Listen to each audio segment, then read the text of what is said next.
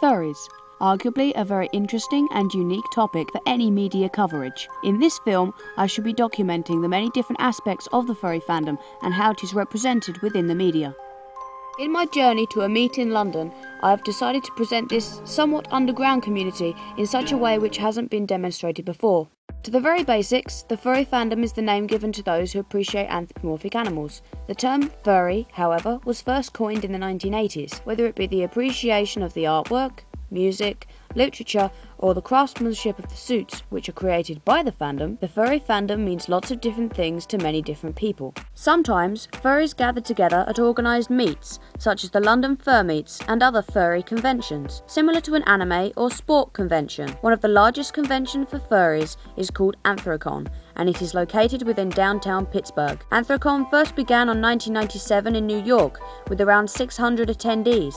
And now it is the biggest and most popular furry convention in the entire world. With the use of a body camera, I was able to secretly capture moments of the furry culture within London which would otherwise have been unseen by the general public.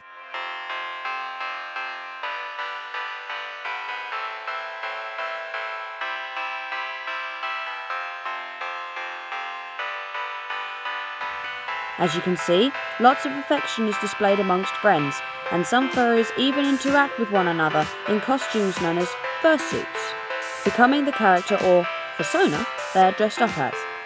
Like acting on stage, personas are basically the persona of said person, but it is who or what they associate themselves as within the fandom. Each individual of the community has a different definition as to what the furry fandom is and what it means to them. One member of the furry fandom stated that, "Even though I'm not 100% sure if I am a furry, I do have a persona for a lot of reasons. One reason is because I just suck at drawing people, and for more personal art, I decided to design a character what best suits me. I also wanted to have something for others to associate as being me, without it really being me, if that makes any sense. The fandom in general means a lot to me art-wise, because without it, my art wouldn't get near as much as attention as it does."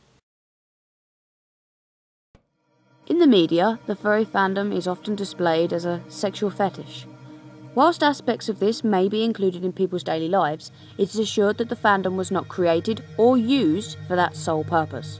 Due to representations in the media, such as Fox News and Russell Howard's Good News, as well as the everyday newspaper, the fandom is not widely accepted by the general public. Here is what Uncle Kage, one of the most famous members of the furry fandom, had to say about the topic.